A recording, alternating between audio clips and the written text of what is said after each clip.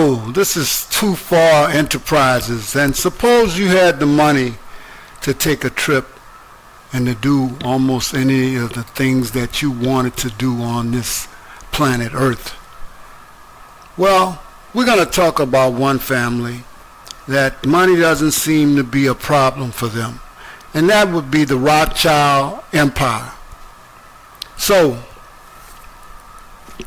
the Rothschild dynasty has its origin in the Jewish ghetto of Frankfurt, Germany, where Meyer Amschel Rothschild, born in 1744, died in 1812, was born.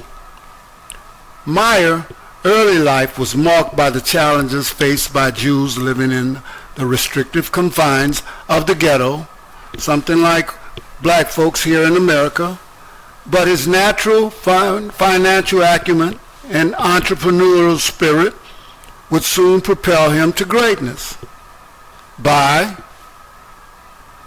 first working as a money changer and then leveraging his skills and connections to establish his own banking business.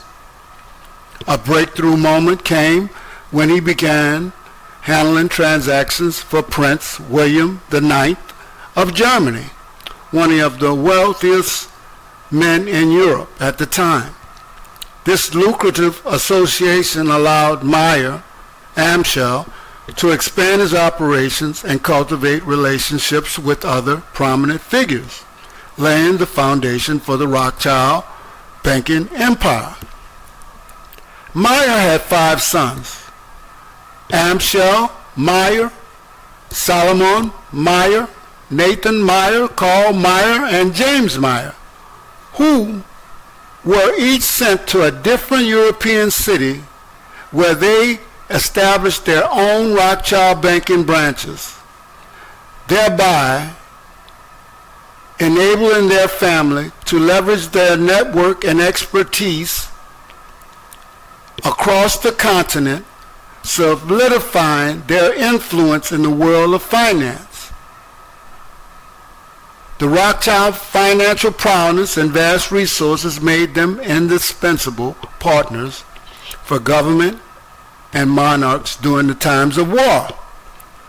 Their ability to provide loans for military campaigns and manage the flow of funds allowed them to accumulate immense wealth while also shaping the political landscape of Europe. Nathan Rothschild emerged as the most prominent figure after establishing the Nathan Meyer Rothschild and Sons Bank in London in 1798. Nathan's shrewd investments, particularly in British government bonds, propelled the bank to unprecedented success and cemented the family's reputation as financial powerhouses. The Rothschild family dominance in the banking world faced challenges, particularly due to the rise of anti-Semitism and the devastating impact of the world wars. And in case you don't know what anti-Semitism is, it means hostility to or prejudice against Jewish people. I also like to define Zionism, because that's something we'll take a look at in this video, which is an international government movement originally for the establishment of a Jewish national or religious community in Palestine and later for the support of modern Israel. But before we do that, let's look at their finances briefly, because they hide, and I was told by one online comment that they were worth $1 billion, but in 2023, Forbes ranked the Rothschilds as the world's wealthiest with a net value of $20 trillion. For almost 300 years, they have quietly affected global economic and political events. Jacob Rothschild alone was worth $5 trillion. They provided financial support to the British during the Napoleonic Wars and World War II. Their banks indirectly oversaw large worldwide banks and pharmaceutical businesses. Zionism, and let's talk about that. The Balfour Declaration, a pivotal moment in the establishment of a Jewish homeland. And there has been some question about who are the real Jews. But they said 9/10 of the law is occupation, and since they're there, you have to respect it. The Balfour Declaration was a letter written by British Foreign Secretary Lord Arthur James Balfour in 1917 and marked a pivotal moment in the long-standing aspirations of the Zionist movement to establish a national home for the Jewish people in Palestine.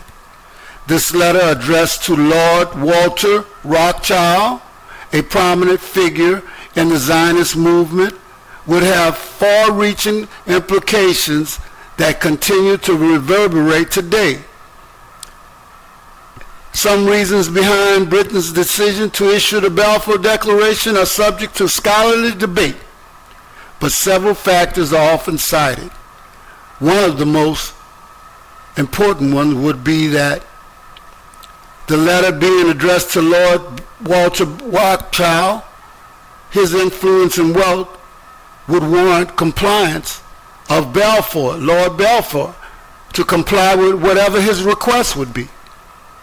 Another reason may have been rewarding Zionist efforts by the Zionist leader, Chaim Weizmann, had been actively lobbying for a declaration supporting the Jewish homeland, and some argue that the British sought to reward his efforts, particularly because his invention of a crucial acetone production process that aided in the Allied war effort. Also, another reason could be courting American Jewish influence. Some officials believed that American Jews held significant influence with the U.S. government and that supporting the Jewish homeland in Palestine would encourage them to rally support for Britain's entry into World War I. And I believe that they are correct. They still have some type of alliance that we do not understand when they're the richest people in the world, and our government is still giving them hundreds of millions or billions of dollars. Lastly, justifying Britain's claim to Palestine by positioning themselves as the promoters of a Jewish homeland, the British could rationalize their superior claim to Palestine over the French when it came time to divide the spoils of war. In all, the Balfour Declaration, though a relatively brief and simple statement, had a profound lasting effect. It laid the foundation for the establishment of a state of Israel and continues to be a source of contention and debate in the ongoing Israeli and Palestinian conflict.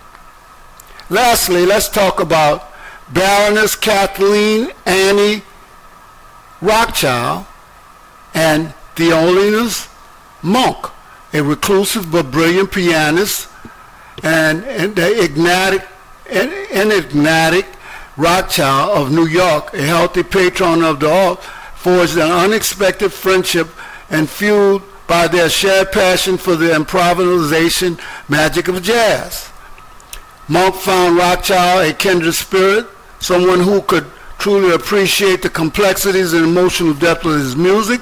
The two would engage in long, late-night conversations discussing the intricacies of jazz theory and the evolution of the genre and the shared experiences that shaped their lives and perspectives. Now, in closing, I'd like to say that a lot of times you can call yourself one thing, but you may not be the thing that you call yourself. And the second thing is I'd like to say is money can probably make you whatever you want to be. And in this particular conversation, a lot of money can make you whatever you want to be. This is Too Far Enterprises. Out.